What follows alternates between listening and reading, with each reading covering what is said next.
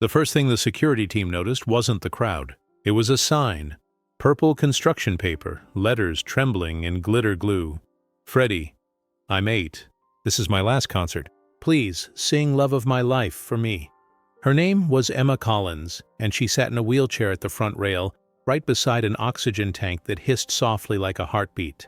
The nurses had cleared space for her, and the crew had quietly moved cables so she could see the stage without obstruction.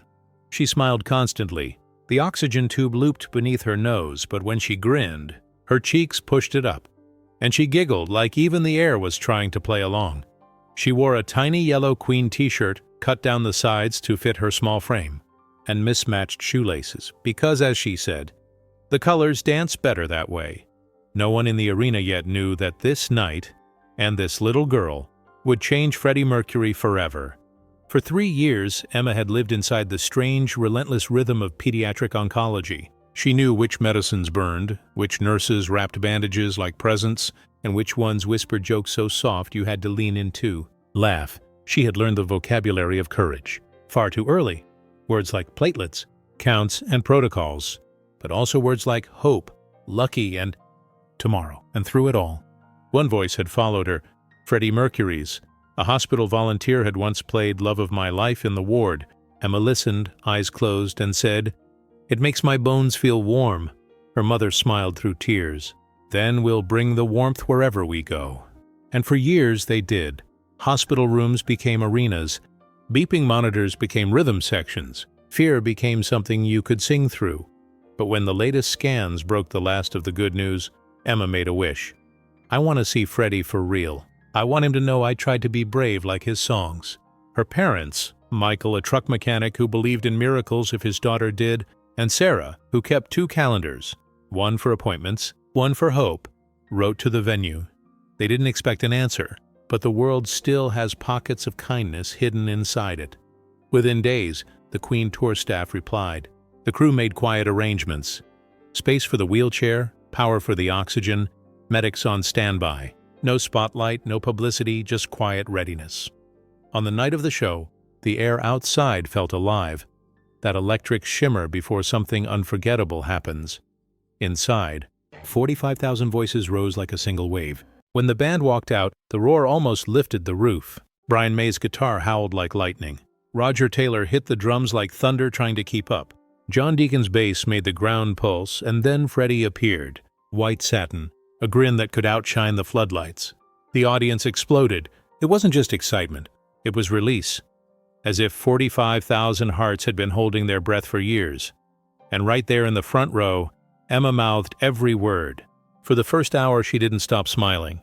She laughed when Freddie strutted. She mirrored his hand gestures. She placed her small fist over her heart when he sat at the piano. When he teased the crowd. "You know this one?" she screamed. "Yes!" So loudly her nurse cried behind her sunglasses. But then came the quiet part of the set list. The piano, the soft light, the moment every show needed before it built back up. Freddie's fingers rested on the keys, testing the notes like memories. The stadium hushed, and Emma stood, wobbly. Her father steadied her. She held her purple sign above her head. The glitter caught the stage light like 1,000 tiny stars. "Freddie, this is my last concert. Please sing Love of My Life for me." The roar of 45,000 people fell silent. Like the world itself stopped breathing. Freddie squinted into the lights. He'd heard everything in that crowd. Proposals, protests, chaos. But this wasn't noise. It was something that reached straight through the lights and into his ribs. He walked to the edge of the stage. "What does that say, darling?" The sound engineer, bless him, dipped the crowd mics just in time. Her voice floated back. "I'm 8. This is my last concert. Please sing Love of My Life for me." Freddie pressed his hand to his chest as if he'd been struck. Then he smiled. The kind of smile that makes everyone believe the world might be gentle after all. "Hello, you little lion," he said. "What's your name?" "Emma," she answered. "I'm very brave today." "Yes," Freddie said softly. "You are. And tonight, we're all going to be brave with you." Without a cue, Brian May already had the red guitar ready. The crew rolled out a ramp no one expected to use. In a minute, Emma was on stage beside Freddie's piano, her wheelchair like a tiny throne. She reached for his hand, and he took it instantly. "Are you tired, love?" he asked. "I'm flying." she whispered. The microphone caught it. The audience, thousands of strangers, leaned forward, united by that one fragile word. Freddie turned back to the piano. Then "Let's Fly." He began to play. The notes floated like they had just been written. Brian answered with quiet, reverent chords that hugged the silence. When Freddie reached "Bring It Back," Emma's small voice joined in, trembling but certain. "Please." And that single word shattered everyone. People in leather, in suits, in jerseys, all crying in the same language. Freddie didn't overpower her. He made room. He wrapped the melody around her voice like a blanket. At the last chorus, he turned the mic to the crowd, and the entire arena sang softly, "Hurry back, hurry back." 45,000 people singing like they were praying for her. When the song ended, Freddie leaned forward and pressed his forehead to Emma's. Silence. Then an explosion of applause. Not noise, but gratitude. Backstage there were no cameras, just a dressing room that smelled of talc, flowers, and tea that never brewed fast enough. Freddie sat cross-legged on the carpet beside her. They talked about penguins. Because they wear tuxedos, darling. About jelly flavors. About how nurses always knew when you were lying about feeling fine. Freddie gave her an all-access pass that read, "Mall VIP, always." She gave him a friendship bracelet made from hospital wristbands. He slipped it on like armor. And before she left, he unclipped a thin silver bangle from his own wrist, the one fans had seen for years and argued about online. "For emergencies," he said, sliding it onto her arm. "When you need to remember you're not alone, rub it, and a ridiculous man with a mustache will appear in your head and sing until the walls behave." She laughed. And Freddie, the man who could command stadiums, looked like a student learning what real strength looked like. The next morning, the world couldn't stop talking. Every paper tried to describe it. But you can't diagram compassion. The footage spread everywhere anyway, not because it was sad, but because it was true. Emma surprised her doctors. She woke up hungry, asked for toast, asked for the nurse with the glitter nails, asked for the video. "I need to check if I hit the note." Her blood work improved. "Some things we can measure," said Dr. Lin, blinking back tears. "And some we can't." I'm content to be astonished by both. Emma lived 3 more months. Long enough to start a movement without realizing it. She visited wards, wearing a mask covered in tiny crowns. She sang "Love of My Life" for other children, at a volume the nurses called stethoscope safe. Her parents never meant to start a foundation, but they did. It sent small speakers and playlists to hospitals where silence hurt too much.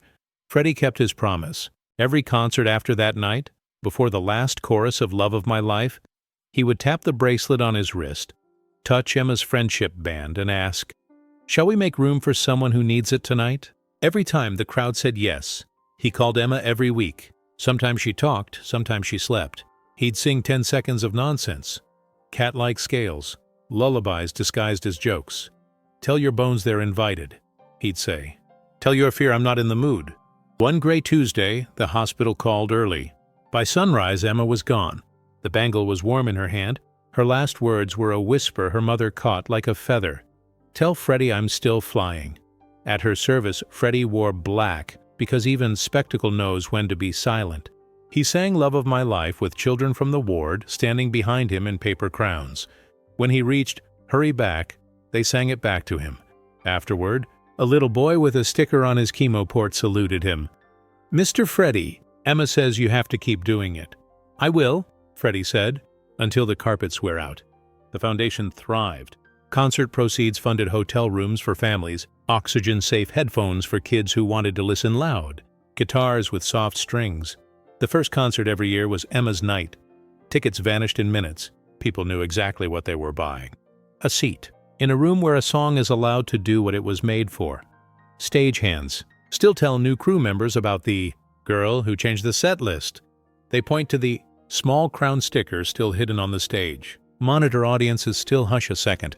Earlier, when Freddie walks to the piano, as if they remember that silence is part of the instrument. And somewhere in hospitals, children still ask for the Freddie song.